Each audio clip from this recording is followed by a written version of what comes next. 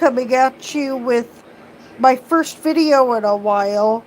I'm sorry it's been so long, but some very important things have been going on in our lives and just been going through a lot. So, anyway, the first thing I'm going to discuss with you, and I probably said it in the last video, that Disneyland will be having its holiday kickoff on November 15th. So, and my friend and I will be there for that day, which is so rare for me to go the first day it actually starts happening. But that's really, really cool. Raise of hands, who else is going to be there for Disneyland for the holidays? It's going to be really, really nice, except for a couple factors. The Disneyland Railroad, as of right now, and probably through the holiday season, will be down. So pay attention to these, because you never know unless you find out what's going to be happening. Also, Tiana's Bayou Adventure, which you guys know I'm not excited about, is also going to be opening that day. I'm expecting with a virtual queue like almost every opening day attraction, just like it's been for Haunted Mansion Holiday, which will make it another congestion point at the park. So be aware of that. Also, if I'm aware and correct about this too, it looks like besides the Disneyland Railroad, a couple other things like Great Moments with Mr. Lincoln, we know that's going to be closed all the way through the beginning of the year, if not later. Also, Big Thunder Mountain Railroad will be going through a undisclosed amount of time for refurbishment starting, I believe, November 18th or 19th. So, kind of shocked about that one. At least I'll get to ride that before it goes down for refurb. I'm not exactly sure why Big Thunder Mountain Railroad is having so many issues. That's not even one of the oldest rides of the park. Hi, I see that somebody is on here, and do you have any questions or comments so far about ride refurbishments or anything else? I would love to answer your question. Wow, 19 of you. Hi, everybody. So it's nice to see you all. I'm very excited, too, to let you know that, hi, I see a lot of people on here. And thank you for the thumbs up. I'll give a thumbs up to you guys, too. I'm also very excited to say that my friend Diane and I will be going. Oh, thank you for the comment about my hair. Thank you. I will be going with my friend Diane, and we will be going. Oh, I see another question. Okay, I'll be honest. I'm 30. I look young for my age, but I'm 30. It's really funny now that people are asking me questions. I like this part of the interviews. My hair is almost totally natural, except that I do color it, because if I don't, it gets really, really dark, and I haven't been this blonde for a while because my hair keeps changing as I get older. That happens. But my hair is pretty much natural except for some of the color. But I don't know, but like with my glasses, these are actually a friend of mine, her dad passed away like 4 years ago, and we actually had the same prescription, so these have been working for me, which is really funny. So a lot of people don't realize it, But at Disneyland right now, um, it's getting increasingly crowded, and I'm pretty much saying it most likely will remain like that for the next couple months. I'm not at Disneyland right now. I'm still at home. I don't go till November 15th and 16th.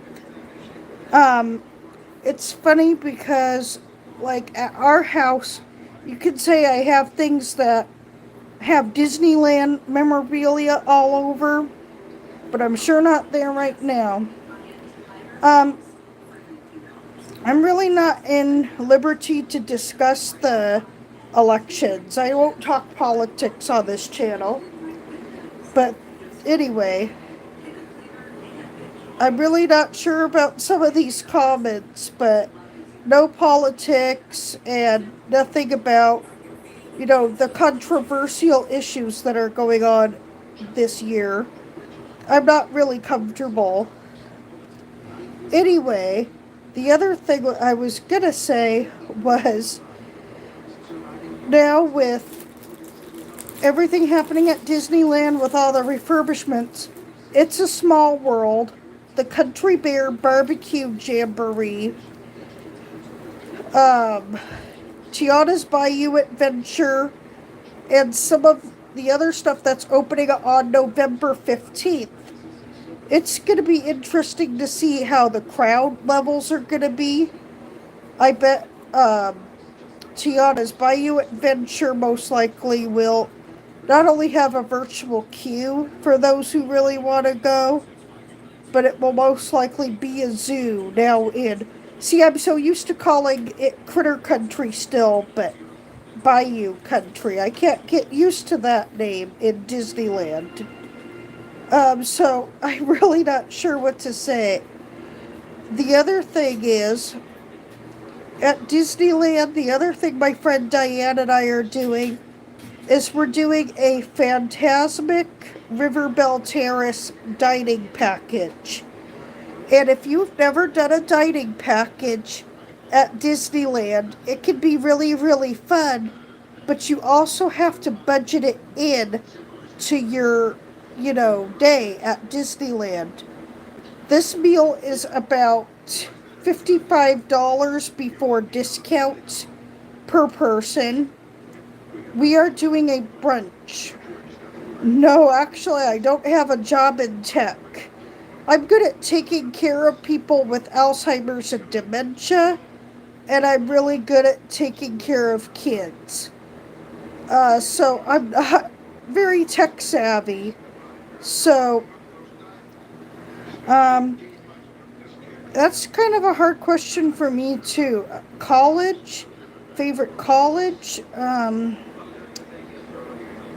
I don't know what to say there. I'm not sure what all these weird questions are, guys, but I'm not too, loving it too much.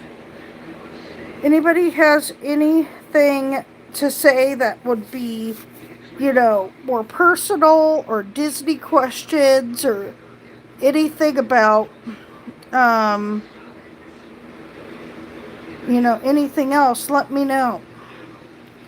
Well, so at Disneyland, the other thing I need to say is, another good thing to know is that, yes, I've explained on these videos all along that I am autistic, and it's really interesting because now that Disneyland has made it harder for people with special needs to get disability service, I am now using the paid Lightning Lane system at Disneyland, and it's getting kind of hard because sometimes it can get a little expensive. And then somebody asked not too long ago how old I was when I was diagnosed with autism. I was not diagnosed with autism till I was 9. So, of course you're born with it, but you're sometimes not diagnosed till later. It takes some time. But definitely it's been interesting for me to educate those people about, how my autism has affected me and even affected me at Disneyland, because it definitely has. With the paid lightning system, I'm paying for myself like $20. So it does eventually start adding up. And I realize too that a lot of people go, oh my gosh, why does it cost so much to get a paid lightning lane system at Disneyland? And so definitely people need to realize too that along with the lightning lane, you're avoiding the stairs still. You're avoiding most of the crowds. Definitely, I would much rather go to Disneyland than Universal, because Universal has a couple rides that kind of make me a little bit nauseous. And it's really tough because at Disneyland there's only 2 rides that technically make me nauseous. And that's in Star Wars Galaxy's Edge, both of those attractions. Rise of the Resistance isn't too bad, but the Millennium Falcon Smugglers Run, oh my gosh, I can't believe that. No thanks. So, definitely Disneyland has more attractions that are good for everybody except for those with really high motion sickness. For that, I would definitely remember to bring some Dramamine, the non-drowsy Dramamine with the ginger extract in it, because you don't want to get so tired that you start falling asleep. I never had to take Dramamine, but I sure wouldn't want to have to take that route either unless I had to. So, the other thing I talk about at Disneyland is when you go see a show, depending if you're special needs or not, a lot of people ask me how I handle the sounds at Disneyland. Sensory overwhelming is, I haven't really been too bad about this. I haven't had too many sensory issues with sound for Disneyland for a long time. I used to cover my ears for a couple things when I was younger, but not for a long time. Except when the gun goes off on Jungle Cruise, I do cover my ears. So most people also wonder, have I ever gotten sensory overwhelmed on a ride? And yes, I definitely have gotten sensory overwhelmed on rides. I definitely used to be afraid of a couple rides as a kid. When Snow White's Enchanted Wish used to be called Snow White's Scary Adventures, that was, oh my gosh. The witch would pop out at these random moments and scare me to pieces. I used to not like that. Plus, I would be usually with my dad during those years and going on the rides with my dad and pretty much putting my head in his shoulders. But another thing I tell people who are autistic when they go to the theme park is to watch YouTube videos about Disneyland point of view videos, so they learn to, tolerate the ride. Sometimes I think the more ready you are to go and you recognize which rides you can take and what you can't, it's always better to be prepared than not when you have special needs. Another thing I've been asked is if I've had any other special needs that have made it harder for me for the park. But the only thing has been that I am somebody with autism that has balance issues too. So the stairs at the park are not necessarily my friend. The other thing I would say that's harder for me sometimes is who here who has autism, if any of you, cannot stand automatic toilets. I don't like those. They used to really set me over the edge. Now it still scares me, but I know how to prepare myself that it's inevitable. It's going to go off. So, in terms of my balance, not only are the stairs sometimes kind of difficult, but sometimes, like, I would have trouble with certain kind of curbs.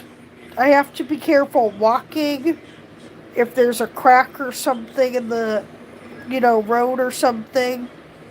And really watch those tracks on Main Street where the horse-drawn carriages and stuff go. You could fall really easily right there. So, I tell people all the time to really be careful and to understand their surroundings at all times. I was asked to a little while ago by somebody else on a video that somebody commented on that if I were to choose a good neighbor, so a non-Disney hotel to stay in, which one would I choose? And I said either the Howard Johnson Hotel, one of the best westerns, or even the Tropicana or Camelot Inn is really good, but they're all kind of a little bit pricey sometimes. So you really have to watch out. Choose accordingly for your dates, plan, and make sure that you understand what you're getting into accommodation-wise when you book a hotel. I use hotels.com when I book a hotel, and it's really worked out for me because I get rewarded when I stay at hotels, and that way I can save up for my next trip and make sure that I'm getting the right hotel for my needs. If I'm staying at a hotel, I either have to be on the ground floor or I have to have a hotel with an elevator. Many hotels in the area have very steep stairs, like very thick concrete ones with little spaces in them, so it's dangerous for those with special needs. So I have to be very, very picky about the type of hotel I stay in, and for good reasons for safety as well. On Harbor Boulevard leading down to Clementine, those are the type of hotels I would really stay in the most. Catella, I wouldn't really stay by myself because some of the hotels are not the nicest over there. They're okay, but you really have to watch for the situation around Anaheim for a couple factors. It's really, really tough because now we've had people with, sadly, some crimes have been committed in the last year from people being alone by themselves, and you just can't trust anybody. Once you leave Disneyland, you're kind of on your own for your safety. And you better off finding somebody that's either walking back to a hotel where you are. If you're by yourself, you just ask, for my safety, is anybody going to this hotel?